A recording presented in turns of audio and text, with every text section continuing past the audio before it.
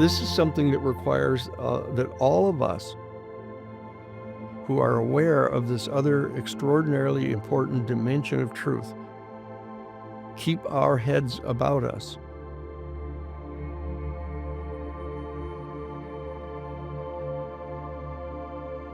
We have to maintain our focus on this and try to bring everyone back to their senses, to try to prepare our nation and to prepare our geopolitical structures on our planet, our economic structures, and very importantly, our religious institutions and beliefs.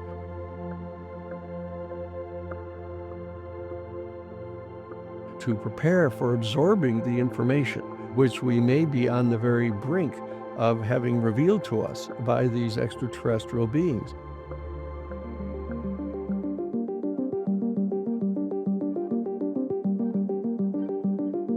My name is Danny Sheehan. I'm a constitutional litigator who's worked some of the most important cases in modern American history. From Pentagon Papers, the Watergate scandal, to Iran-Contra. My legal career has led me now to this pivotal moment. As our human family confronts the implications of the existence here on our planet of extraterrestrial or extra-dimensional non-human species. I will be your guide as we dive into the profound philosophical, theological, and public policy questions pertaining to the UFO phenomenon, alien life, and the citizen movement for disclosure. This is the Full Disclosure Podcast, coming to you from the New Paradigm Institute on SpectraVision Radio.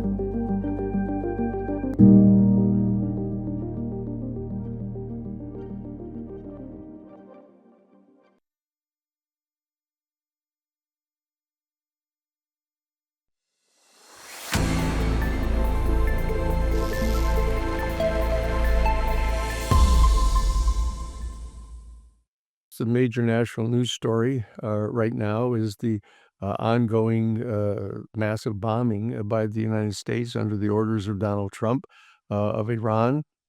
He's now still threatening to bomb their major electrical outlets in their country.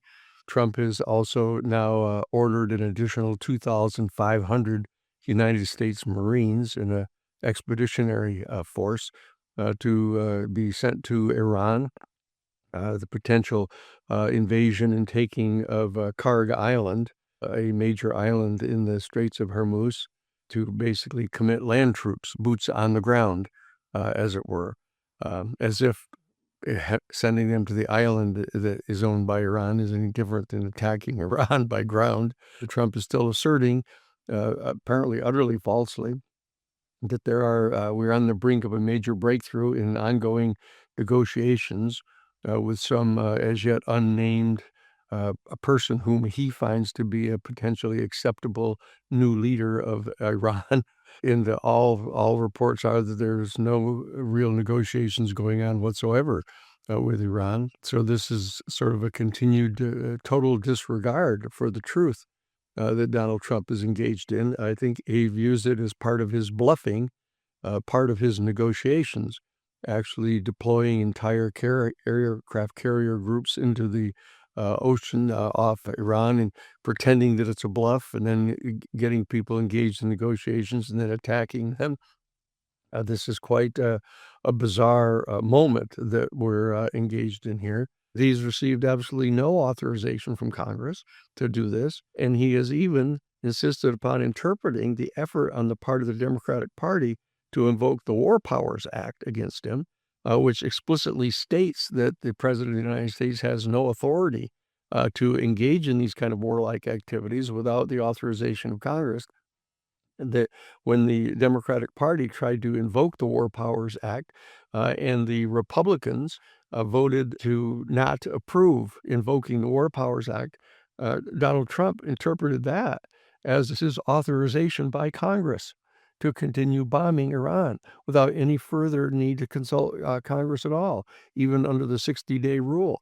that if he were to undertake such an authority without the prior assent of Congress because of some absolutely imminent danger that required him to do so, that if 60 days expired and he hadn't gotten an affirmative vote of approval for his activity by Congress, he would have to cease. He's now taking the position that the mere fact that they didn't win the invocation of the War Powers Act against him in a vote on the floor of the House and Senate, that this is the congressional authorization for his military action. This is bizarre. I mean, it's macabre that what he's engaged in doing. And the Democratic Party still appears to be more or less helpless in the face of all of the rules and restrictions that they have engaged with the Republican Party in imposing on the ability of a minority party in Congress to do anything about what's being done by a president in conjunction with a majority of the House and Senate. It's quite clear that the war is escalating. There's now an increased number of launches coming out of Iran.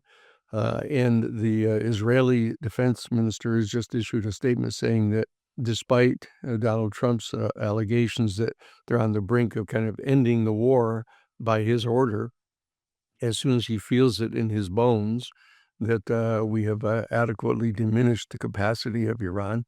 The Minister of Defense of Israel has stated that it will take several more weeks of continued war against Iran to achieve the military objectives identified by the State of Israel. So this is all going on the international level. And of course, people are talking now the main stories, even though 1,000 people are being killed in Iran.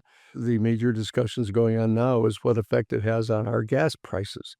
That the average cost of a gallon of gas around the country is now going up to $4, and that seems to be the major focus of the news. Now, while this is going on, President Trump is ordering the disassembly of any and all projects that have ever been funded by the United States government for alternative sources of energy to oil and petroleum. And he is insisting that we go back to relying fundamentally on the oil and petroleum, to the point of actually shutting down projects that they've spent over $1 billion on, generating, for example, some wind farms off the coast. He's ordered the shutting down of these, just wasting all the money that's been spent on it, so he can say this was a waste of time. There are record-breaking heat waves all across North America. 14 states have now shattered records for heat in their states since the records have been being recorded. Major tornadoes, heat-generated tornadoes, are now tearing through the Midwest. And Trump continues to assert that the climate change, any climate change assertions of any connection between the burning of fossil fuels is just a hoax.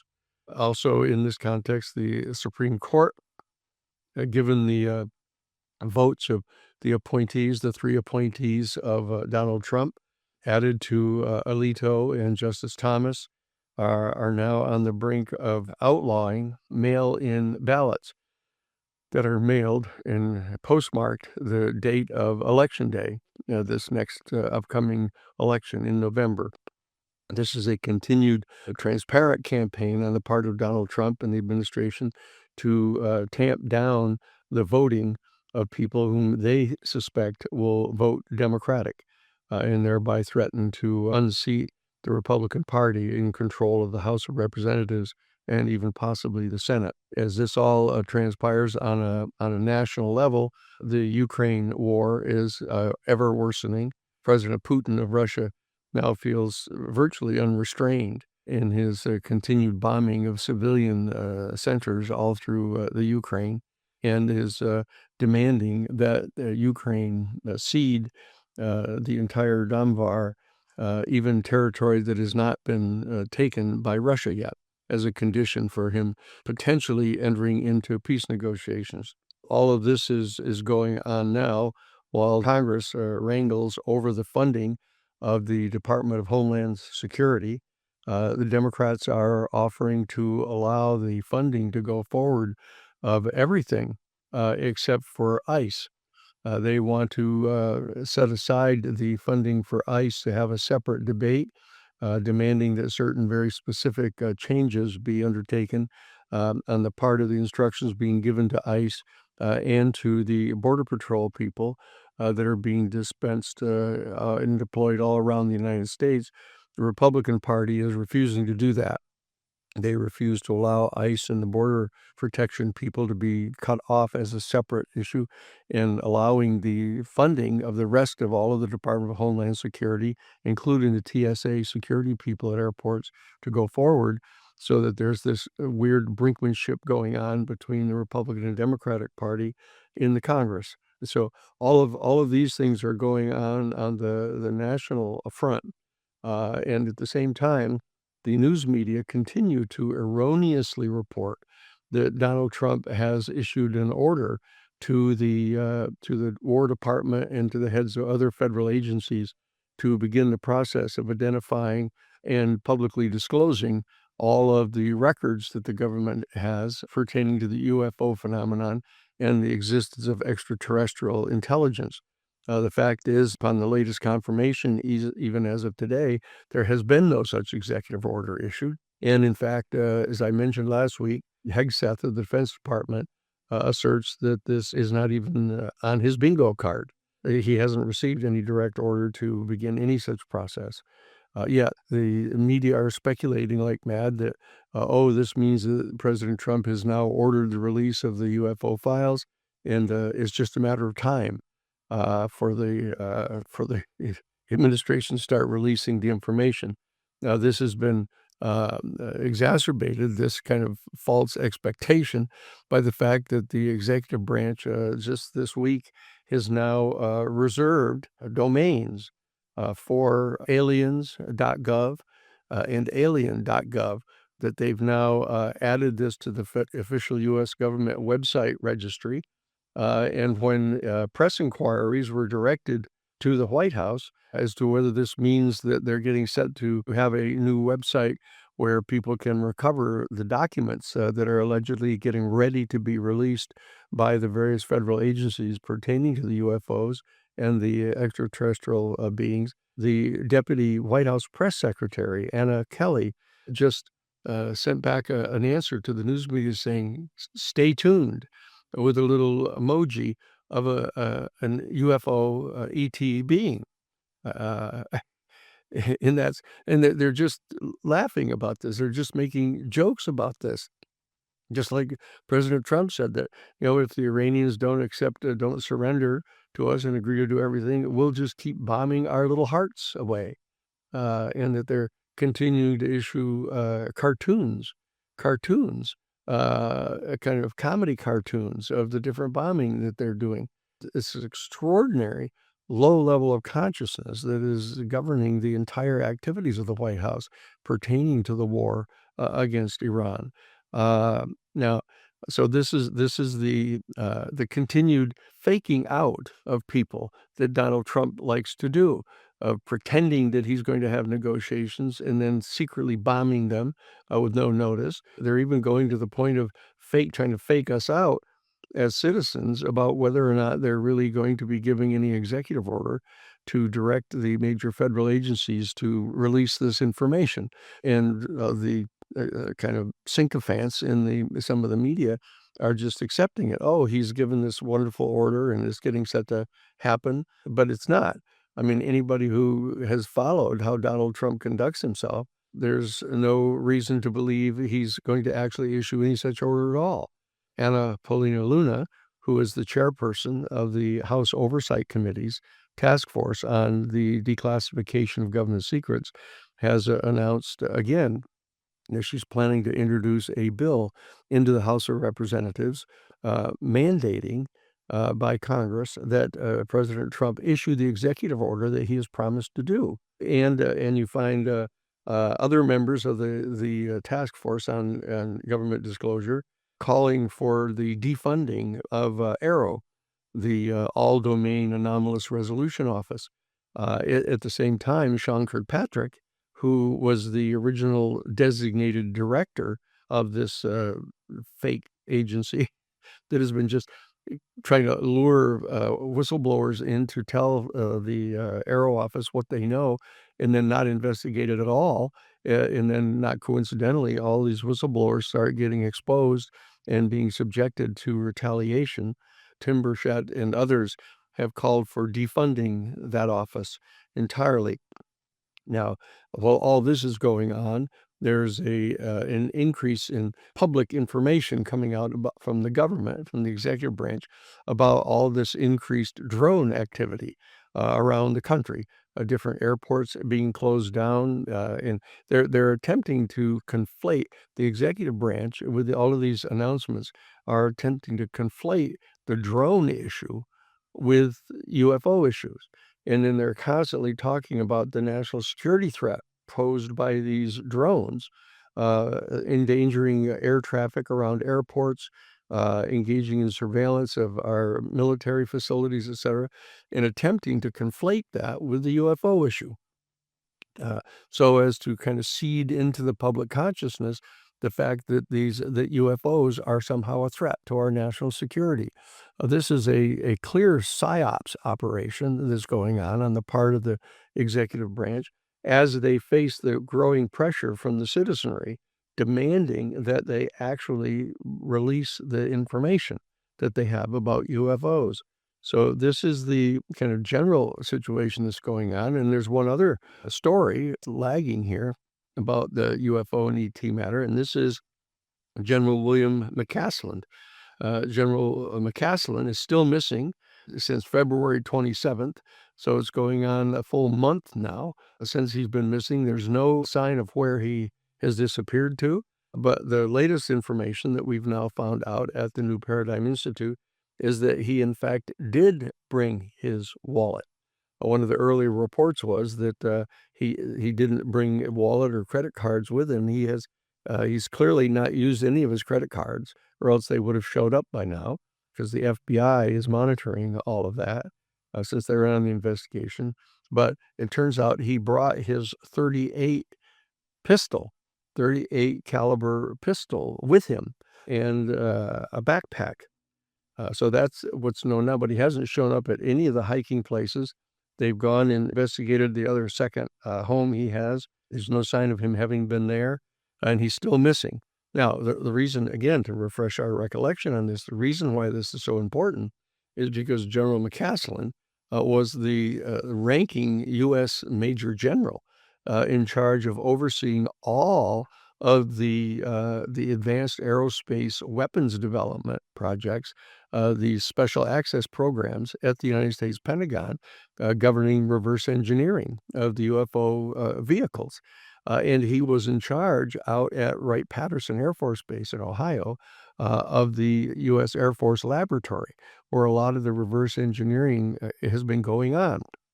So for him to be missing like this and just gone out of pocket for basically a whole month with no one, including his wife, having any idea where he is, has raised some major concerns on the part of the military in light of the highly sensitive military weapons information that he possesses, which has to do with the secret and illegal and unconstitutional back engineering program that has been going on secretly by the United States executive branch.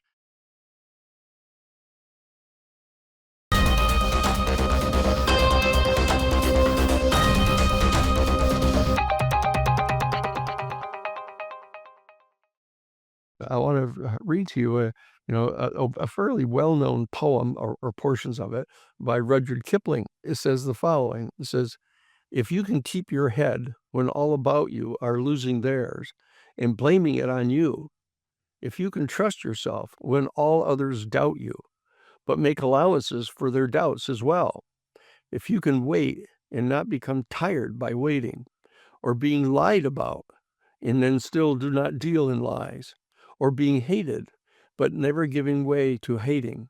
Even if you don't look too good, beware and don't try to talk too wise. If you can dream and not make dreams your master, if you can think and not make mere thoughts your sole aim, if you can bear to hear the truth that even you have spoken, twisted by knaves to make a trap for fools, If you can force your heart and nerve and sinew to serve your turn long after all of them are gone, if you can talk with crowds and keep your virtue, or walk with kings but not lose your common touch, if you can fill the unforgiving minute with 60 seconds worth of long distance running, then yours will be the earth and everything that's in it. And this will make you a human being. As he said back at that time, this will make you a man, my son.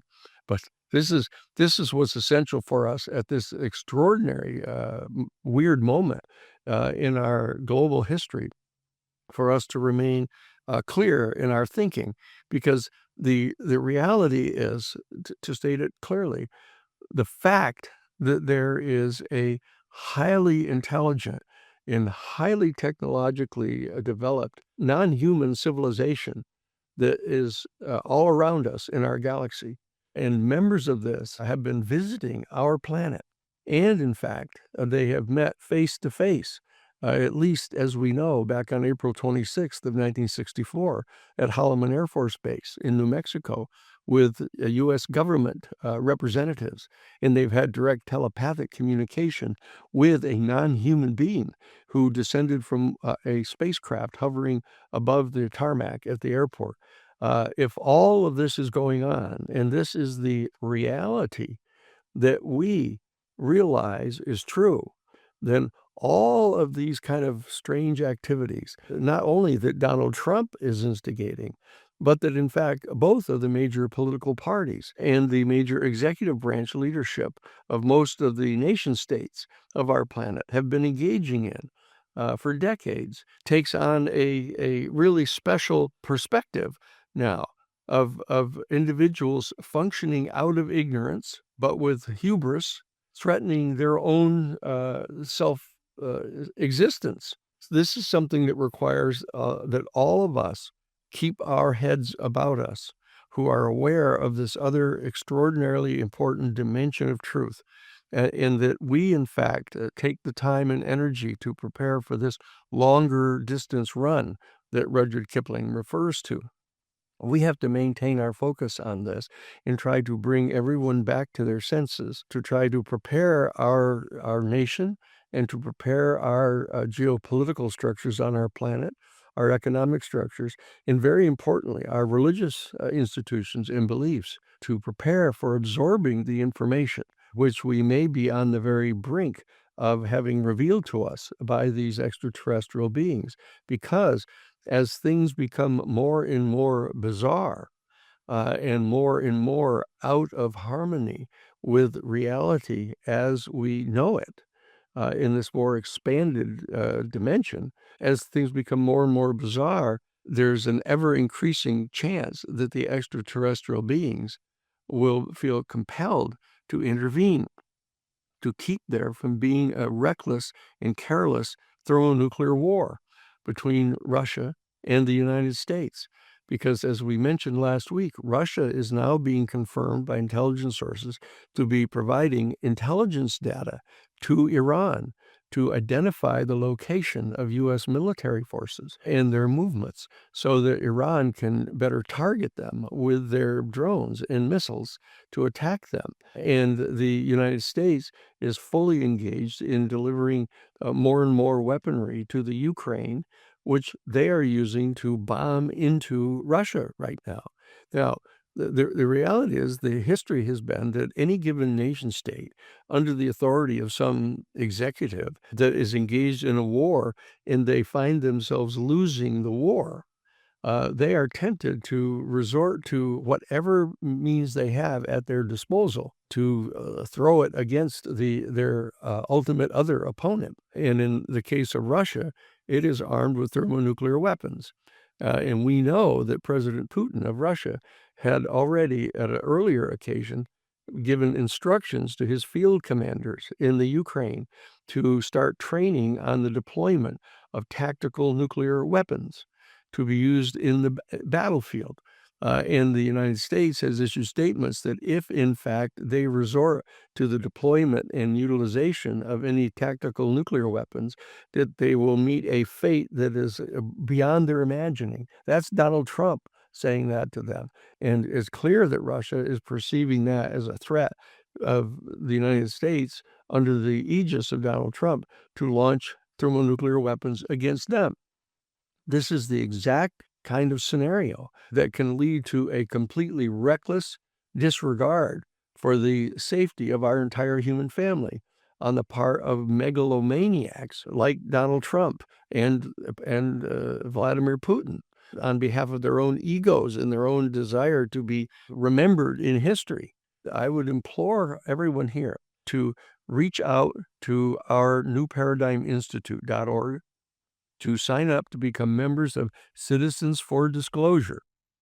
Okay, you can go directly to citizensfordisclosure.org and sign up to become members, because it's going to be essential that we, as rational people who are devoted to keeping our heads about us, while all of these other leaders seem to be losing theirs, that we can be the ones who can bring our world back into harmony with a larger reality that we find ourselves in. And we can then be in a position to reap the rewards of a direct relationship with these extraterrestrial beings who may be compelled to intervene to shut off all the nuclear weapons, both of the United States and Russia, in the event that we come so close to the very brink of triggering a thermonuclear exchange that the ET beings find themselves required to intervene.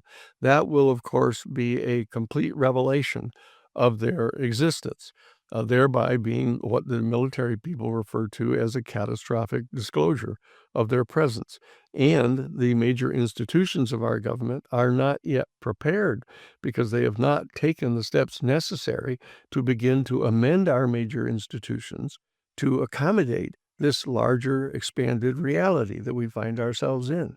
That is the call of the New Paradigm Institute, to have you join with us not only in pressuring all of our elected representatives to support full and complete disclosure of the UFO information, but as they all begin to campaign for the 435 congressional seats in the House of Representatives here in November, and the 35 Senate seats that are up for election, to join with us to require that they sign the pledge card that is going to be distributed by the New Paradigm Institute and the Citizens for Disclosure, compelling every single one of the candidates to sign the pledge card that she or he, if elected, will in fact actively and aggressively support the passage of legislation that is necessary to compel the executive branch to reveal this information to the world. Join Citizens for Disclosure and participate in full disclosure. This is Dan Sheehan from the New Paradigm Institute, coming to you over SpectraVision Radio. To join the citizen movement for disclosure, visit newparadigminstitute.org/take action.